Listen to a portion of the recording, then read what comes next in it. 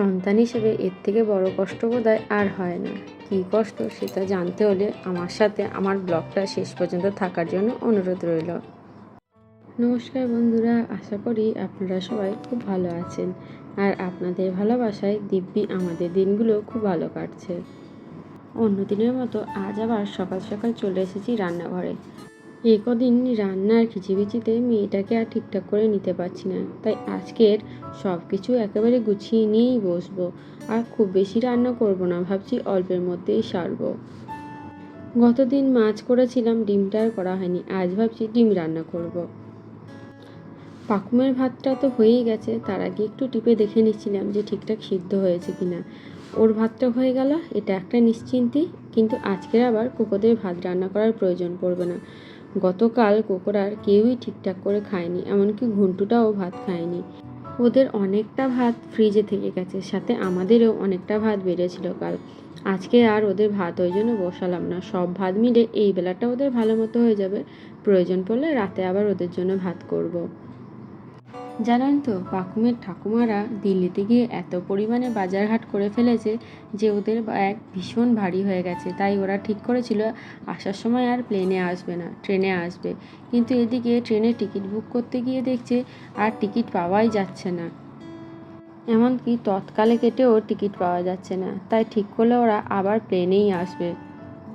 আসার কথা ছিল এই 22 তারিখে, কিন্তু যেহেতু এখনও প্লেনের টিকিটটাও কাটা হয়নি, কবে আসবে ঠিক বুঝতে পারছি না। কিন্তু এবার প্লেনে আসতে গিয়ে অত ভারী ব্যাগটা যে কী করবে সেটার জন্য একটা ওর ঠাকুমা বুদ্ধি বার করেছে। যেটুকু যা প্লেনে আনতে দেবে সেটুকু নিয়ে আসবে আর বাকিটুকু কুরিয়ার করে দেবে। জানেন তো, এই কদিন দুপুরে রান্নার মেনু বাড়াতে গিয়ে ওর বাবাকে ঠিকঠাক করে টিফিন বানিয়ে দেওয়া হচ্ছে না। অবশ্য শুধু আমার একার দোষ নয়, ওর বাবারও আসতে অনেকটা দেরি হচ্ছে। সেই জন্যই আর টিফিনটা বানাচ্ছিলাম না। আজকে ওর বাবা তাড়াতাড়ি বাড়ি আসবে, বাইরে থেকে কিছু খেয়ে আসতে বারণ করলাম।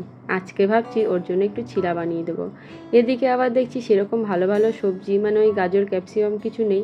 তাই আলু, পেঁয়াজ, ওই রসুন ভালো করে কুচি কুচি করে নিয়েছি, দিয়ে একটা ডিম দিয়ে আর ময়দা দিয়ে চিলাটা বানালাম। বাবাকে খেতে দিলাম, বললো তো বেশ ভালোই লাগছে। আমারও নেহাত খারাপ লাগেনি। আজ আর আমের ঝোল কড়াইয়ে করিনি, আজ আর আমের ঝোলটা কুকারে করিনি। আজকে অ্যাকচুয়ালি আমের ঝোল করার কোনো প্ল্যানই ছিল না, যার জন্য এই যে ওদের মাংসটা আমি অলরেডি বসিয়ে দিয়েছিলাম। তারপর আমার চিত্ত তো যা, উনি আমাকে কাঁচা আম দিয়ে গেল, সেই জন্য আমি দেখলাম যে আম যখন পেয়েছি আমের ঝোলটা করেই দিই। বাবা খেতে খুবই ভালোবাসে। আজ একেবারে কড়াইয়ে ফোড়নটা দিয়ে দিয়েছি, তারপরে আমটা দিয়ে একদম জল ঢালে কড়াতেই করে নেব ভাবছি। আসল কথা কি জানেন তো, আমটা ছিল না, সেই জন্য আমের ঝোল করবো না ভেবেছিলাম আজকে। তারপর যখন নিয়ে গেল, তখন পেয়ে যখন গেছি কেন করবো না বলুন। ব্যাস, আমের ঝোলটা আর একটু জল দিয়ে চিনি দিয়ে ভালো করে ফুটিয়ে নেব, তাহলেই আজকের মতো রান্না শেষ। ওইদিকে মা পাকুম্বুরিকে স্নান করিয়ে দিয়েছে, একদম পরিষ্কার পরিচ্ছন্ন করে আমার বাবু ছানা বানিয়ে দিয়েছে। এই যে আম দিয়ে গেল, দেখি অনেক রকম আম আছে বললো। এটা হচ্ছে সংগ্রাম দ্বারা দিয়ে গেল। ওই পায়েলের বাবার বাড়িতে অনেক আম গাছ আছে, পায়েলের মামার বাড়ি অগ্রদ্বীপে, সেখানে অনেক আম গাছ আছে। সব মিলিয়ে অনেক রকমই আম দিয়ে গেল। এই যে এখনই এলো, যখন এলো আমি তাড়াতাড়ি করে গেট খুলতে গিয়ে ফোনটা অন করতে ভুলে গেছিলাম। আরে এই যা রোদ, তাতে ছাদে আসতেই তো ভয় লাগছে। উফ, তাড়াতাড়ি জামা প্যান্ট কোটা মিলেনি। স্নান হয়ে গেল সকালে, আজকে বাথরুম গিয়ে জামা প্যান্ট ছেড়ে তারপর রান্না করছিলাম। এখন রান্না কমপ্লিট, ওদের খাওয়ানো কমপ্লিট, নিশ্চিন্তে স্নানটা করেছি। এবার একটু রেস্ট নেবো। আজকে মোটামুটি অনেক তাড়াতাড়ি রান্না হয়ে গেছে, ওই 11:30টার মধ্যে। যাই হোক, আকাশটা কি সুন্দর লাগছে পেছনে।